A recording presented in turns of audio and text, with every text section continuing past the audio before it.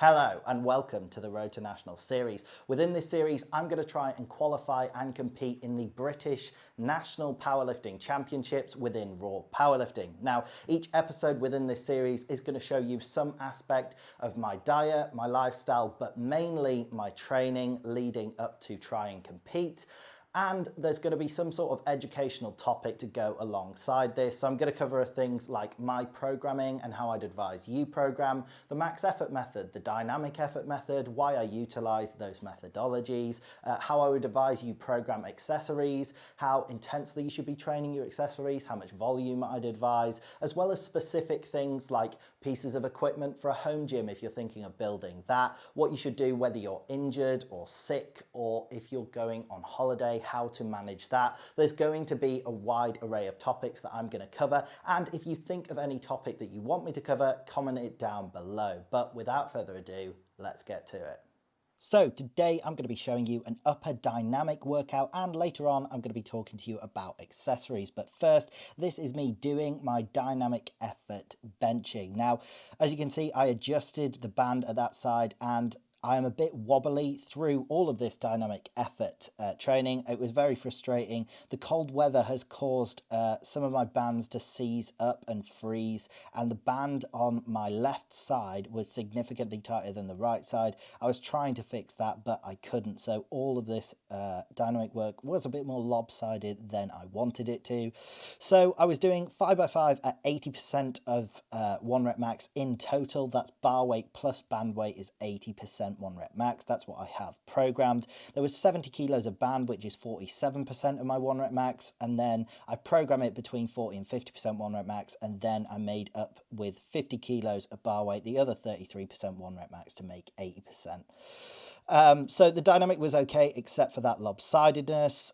Nothing really to note there. Moving on to the JM press, my first accessory, going pretty heavy with 70 kilos for me. I feel this absolutely massively in the triceps. I then move on with my next accessories to barbell rows, then chest press, then side laterals, and you'll see during the video the chest press goes a bit funky, so I throw in some banded chest flies in between some of the sets of the side laterals just to try and get a bit more chest work in there, and I do a bit of a drop set on the side laterals. But the accessories go a bit weird today, which is fitting given that I'm now going to talk to you about my accessories. So first things first, my accessories are programmed like this.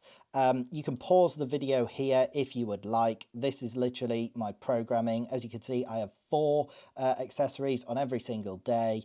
I have 2 upper days, and I do 3 sets of accessories on my upper days, and because I have 3 lower days, I do 2 sets of accessories on them, and it comes out to 24 total sets of upper accessories per week and 24 total sets of lower accessories per week. Now, you'll be able to see that it says things like leg push, hip hinge, things like that, vertical pull. If you're wondering what those means, I have groupings of exercises. This is the table for all of the different groupings. You can see miscellaneous upper applies to chest, shoulders, bicep, and grip exercises. And all I do is pick an exercise within the grouping that is programmed. So when it says rows today, I just picked barbell rows, but it could have been dumbbell rows, it could have been machine rows. Any type of row is fantastic.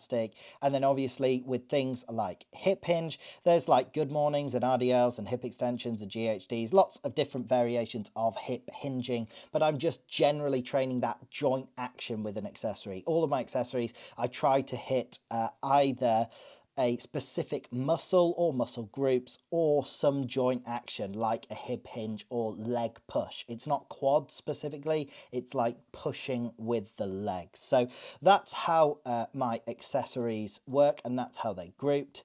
Now, the only other things to say about accessories is sort of how hard you should train. You can tell from a volume standpoint, I have programmed 24 sets of accessories per week. I think that's more than enough for upper and lower. It's 48 sets of accessories over the entire body. I think that's more than enough, honestly. And what you'll see in this workout epitomizes the dilemma I've had with accessories. So for episode 1 of this series, I went through my programming, and like I've just said, I have 4 exercises for 3 sets on upper days, but I am particularly enjoying doing 2 sets on lower.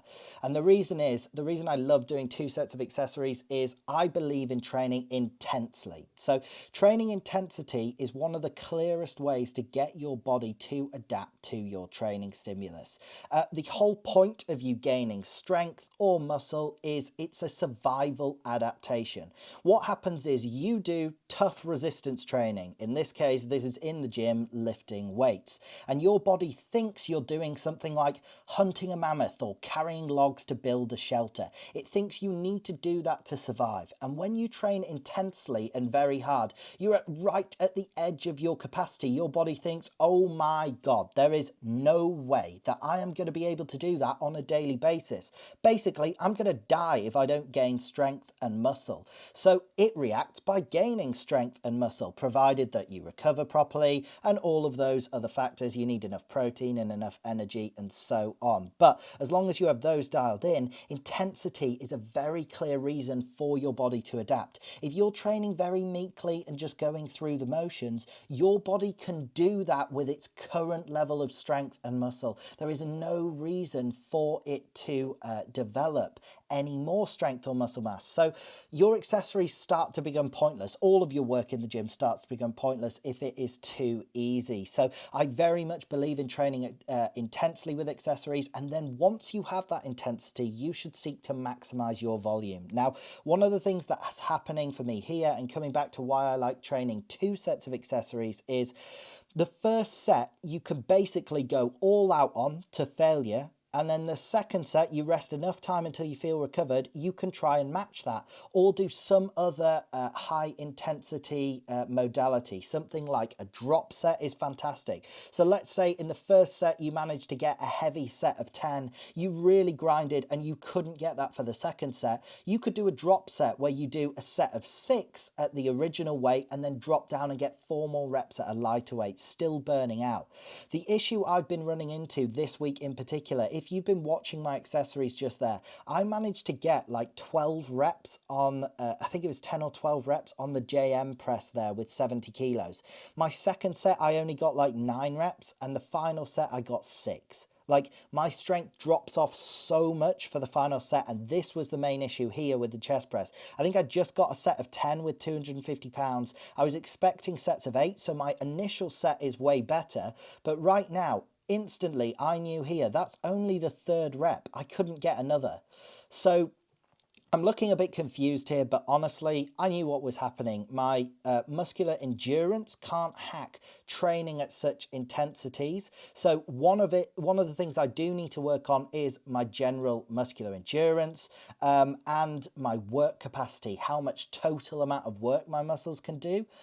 But the real reason that this has been happening to me is I have been training so much more intensely with my accessories this week. I think because I've been filming myself on camera, and it has meant that I have dropped off strength so much. I mean, there, I dropped the weight by 50 pounds and still could only get a few reps on the chest press. That first set really burnt me out. So I am debating with my upper accessories switching to only doing 5 accessories, but only doing 2 sets per accessory. Personally, if you were coming into this, I think 2 sets is a magical range for you to be able to push very hard. You literally just go all out in the first set and then try and match that no matter what in the second set. You'll probably fall short or do something like a drop set. So coming back to this workout, like I've said, there were ups and downs. Because of the disappointment of the chest press, I decided to do some cable flies, which I'm doing now. I just have these bands literally rigged on the walls. I don't really have room for any cables in this gym. It is a small gym. It's only 100 square feet of floor space. That's about 10 square meters. You could barely fit a single car in. If you've got a single car garage, I promise you it is significantly bigger than this gym. So I personally think it's the most efficient gym for its size in the world. But one of the things I've done is literally just rig up some high band pegs so that I can do chest flies without a cable stack. And these were good. I was just trying to get some extra blood in the chest, but I felt so weak. I felt so much weaker than I normally do. And I think I've burnt myself out massively throughout this week. I feel like I maybe have a bit of illness, but I think that's just neurological fatigue from training really hard. And going forward, I do think I'm going to switch to doing doing more accessories. That means that I have more variation, so 5 accessories every upper day, but just do them for 2 sets. You end up doing less total sets per week. And I definitely think, you know, people debate whether you should do intensity or volume. The answer is you need to do as higher intensity as you can to give your body a reason to adapt, like I said earlier, and then you should aim to maximize the amount of volume you can recover from at that intensity. And I don't think my recovery has been good enough, even though I have been prioritizing training, doing this recovery, doing this series.